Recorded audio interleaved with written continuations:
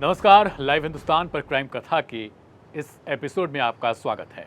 प्रयागराज के Bamrauli railway station के ठीक कुछ दूरी पर रेलवे ट्रैक पर एक व्यक्ति को 3 से 4 लोग लाकर रेलवे ट्रैक पर पटक देते हैं और उसके बाद इंतजार करते हैं कि कब ट्रेन आएगी इस ट्रैक पर।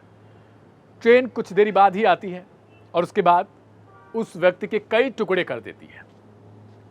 अब वे जब समीप जाते हैं तो कहते हैं हाँ, शव तो क्षत विक्षत हो चुका है, लेकिन अच्छे तरीके से नहीं हुआ, इसकी पहचान हो जाएगी। वापस से उसको इकट्ठा करते हैं, यानी जो कटे हुए टुकड़े थे, और उसको वापस से रखते हैं, जिसमें वो बड़ा बड़ा हिस्सा अभी तक जो है बचा हुआ था, उसको रख देते हैं। और उसके बाद वापस से एक दूसरी ट्रेन आती है जब, तो वो फिर से उन टुकड़ों के और टुकड़े कर देती है। वे वहाँ से इसके बाद रफू चक्कर हो जाते हैं। वे कहते हैं हाँ, अब ये ठीक तरीके से कट चुका है। सवाल ये है कि आखिर ये व्यक्ति कौन था, इसको रेलवे ट्रैक पर रखा क्यों गया, रेलवे ट्रैक पर रखने के दौरान वो भागा क्यों नहीं। इन सब का जवाब आपको आगे मिलेगा। दरअसल जो व्यक्ति था ये बीजेपी का एक नेता था, रणधीर यादव। कुछ दिन पहले ही ये गायब हुआ था अब से। उसके बाद इसको लेकर लगातार छापेमारी चल रही थी, लोगों से पूछताछ हो रही थी। पर एक किस्सा है, एक कहानी है जो कुछ दिन पहले ही घटित हुई, जब रणधीर यादव अपने दोस्त और दोस्त की पत्नी के साथ, उसके बेटे के साथ एक ट्रिप पर गया था। और ट्रिप पर कुछ ऐसा कांड हो गया जिसके बाद न सिर्फ रणधीर बल्कि दोस्त की पत्नी तक की मौत हो गई। ये वाकया ठीक 2 महीने पहले घटता है। रणधीर यादव जो बीजेपी का पूर्व नेता, जैसे मैंने पहले बताया, उसका सोशल मीडिया हैंडल करने वाला उदय नाम का व्यक्ति और उदय की पत्नी अंजलि यादव और एक 8 साल का बेटा।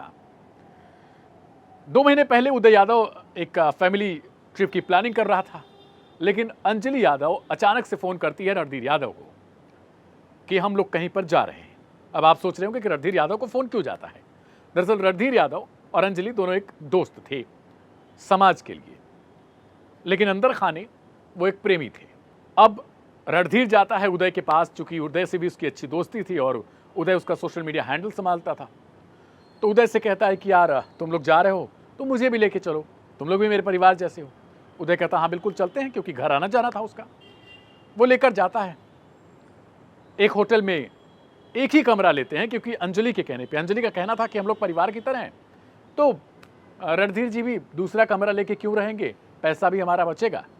जबकि फैमिली अच्छी खासी थी, पैसा भी बच जाएगा और हम लोग एक साथ बातचीत करेंगे, घर पे आना जाना इनका रहता ही है। उदय मान गया था, कहा बीवी कह रही है तो सही कह रही है। अब अंजलि अपने प्लान के मुताबिक हर दिन कुछ ऐसा करती थी जिससे उदय बाहर जा सके। ठीक उस दिन भी, जिस दिन ये वाकया हुआ, उस दिन भी उसने ऐसा ही कुछ किया। अंजलि ने अपने पति को बोला कि एक सामान लाने के लिए, और अपने बेटे को कहा कि तुम बाहर जाकर खेलो। और बेटा पति जब दोनों गायब हो गए, तब अंजलि और रणधीर दोनों एक कंबल के नीचे होते हैं और अचानक से पति उदय की एंट्री हो जाती है। वो जैसे ही उन दोनों को संबंध बनाते हुए देखता है, वो बहुत ज्यादा बेचैन हो जाता है और उस वक्त आक्रामक हो जाता है। उसे समझ नहीं आता कि वो करे क्या। उसी वक्त सोचता है कि वो किसी तरीके से इन दोनों का खून कर दे, लेकिन अपने आपे को संभालता है। तुरंत अपनी बीवी के साथ कहा सुनी करता है, उसे थप्पड़ वगैरह लगाता है। अपने बेटे के साथ वो निकल लेता है ट्रिप को ख़त्म करके घर के लिए। लेकिन उदय को ये बात पहले से थोड़ा बहुत तो पता थी, लेकिन वो सोचता था कि अगर अंजलि से पूछूंगा तो वो कहेगी कि मेरा पति शकी है, इस वजह से वो चुप रहता था। लेकिन उस दिन उसने वास्तव में देख लिया। कई लोगों ने कहा था कि सर आपकी पत्नी, आप जिसका सोशल मीडिया हैंडल संभालते हो, उनके साथ इनका कुछ तो है। लेकिन उदय कहता था नहीं, मेरी बीवी तो ऐसी नहीं है, अंजलि बहुत अच्छी है। अब जब ये फैमिली टूर से वापस लौटता है तो सीधे नीवा धूमनगंज, जहां अंजलि का मायका है, वहां पर ले जाकर उसको छोड़ देता और कहता है कि अपनी बेटी को संभालो, क्योंकि ये 1 नंबर की जो शब्द इस्तेमाल करता है। अब सास ससुर सारे लोग इस बात को लेकर खफा हो जाते हैं कि भाई बेटी हमारी ऐसी है, और वो वहां से निकल जाता है। फिर अब कुछ दिन बाद ही, उसके ठीक 1 महीने बाद फैमिली टूर के, अंजलि की अचानक से मौत हो जाती है। परिवार वाले किसी को सूचना नहीं देते, अंतिम संस्कार कर दिया जाता है बिना किसी इंफॉर्मेशन के, जबकि अंदेशा यह भी जताया गया कि अंजलि की मौत जहर की वजह से हुई है। यह अभी की रिपोर्ट है। अब 22 अगस्त की तारीख पर आते हैं, आखिर क्या हुआ था। 22 अगस्त की देर शाम उदय अपने भतीजे राम सिंह यादव के साथ और अपने एक नौकर के साथ, अपनी सास के साथ मिलकर के एक प्लान करता है, जिस प्लानिंग की तैयारी पत्नी की मौत के बाद से ही चल रही थी। प्लानिंग के मुताबिक इन लोगों ने रणधीर को शराब पीने के लिए बुलाया एक जगह पर, बमरौली स्टेशन से ठीक कुछ दूरी पर। वहां पर उसको शराब पिलाई जाती है और फिर वो रणधीर को लेकर उदय अपनी स्कॉर्पियो कार से आगे बढ़ता है। जैसे ही वो आगे बढ़ता है, कुछ देर के बाद इन तीनों को बैठा लेता, अपने भतीजे, नौकर और सास को, और कुछ दूर पर ले जाकर इनकी हत्या कर देता है।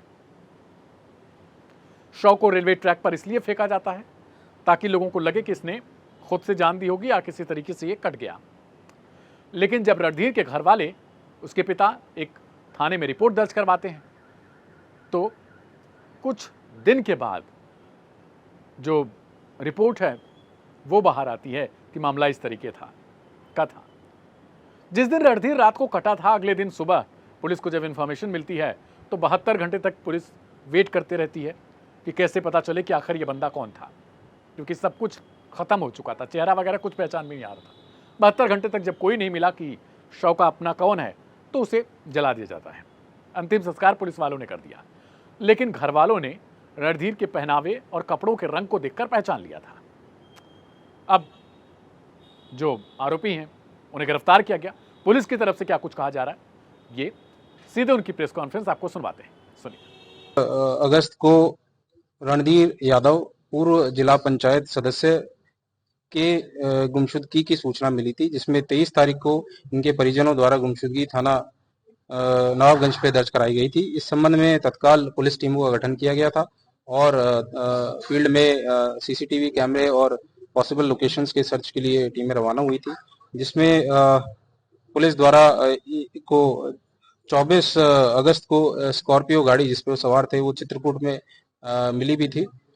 इसमें जो 25 तारीख को इनकी पत्नी के तहरीर के आधार पर गुमशुदगी तरमीम हुई थी, जिसमें इनके द्वारा उदय यादव और राम सिंह यादव के ऊपर आरोप लगाया था कि इन्होंने अपहरण करके कुछ इनकी हत्या कर दी है। इस संबंध में यह ज्ञात हुआ कि जो रणधीर थे वो 22 तारीख को राम सिंह के साथ शाम रात को 10 बजे के आसपास आखिरी में एक ढाबे के पास देखे गए थे। उसके बाद उनकी कोई खैर खबर नहीं थी। इसमें पुलिस ने तफ्तीश करते हुए पूर्ण घटनाक्रम का खुलासा किया, जिससे यह ज्ञात हुआ कि उदय यादव की पत्नी का पूर्व में जो रणधीर थे उनके साथ संबंध था, जिसको लेते हुए रंजिशन उनके द्वारा ये हत्या उदय ने अपने भाई विजय और राम सिंह, सुजीत और 3 अन्य साथी जो उदय के साथ थे मिलके ये घटना कारित की है। इस प्रकरण में अभी तक पुलिस द्वारा राम सिंह यादव और लीला यादव, जो कि उदय के पत्नी उदय की सास है, उसको गिरफ्तार किया है और दोनों अभियुक्तों को गिरफ्तार कर जेल भेजा जा रहा है। साथ ही साथ जो स्कॉर्पियो गाड़ी है वो बरामद की गई है। इसमें अभी वांछित उदय यादव, विजय यादव, सुजीत और 3 अन्य जो अज्ञात हैं उनकी तलाश की जा रही है। शीघ्र उनको भी गिरफ्तार किया जाएगा और विधिक कार्रवाई की जाएगी। किस तरीके से रिकवर हुई है?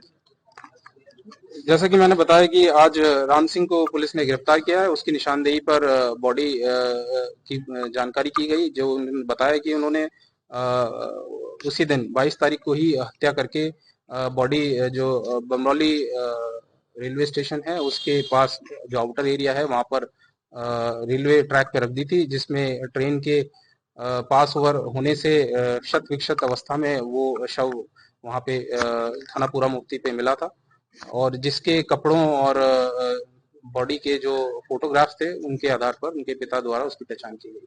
फिलहाल आज की क्राइम कथा में इतना ही, लेकिन आप सबसे गुजारिश है कि अपनों पर, अपने रिश्ते पर गौर करते रहिए, नज़र जमा के रखिए, खुद भी बातचीत करते रहिए और ऐसा किसी को फील मत होने दीजिए कि आप उनको अकेला छोड़ चुके हैं।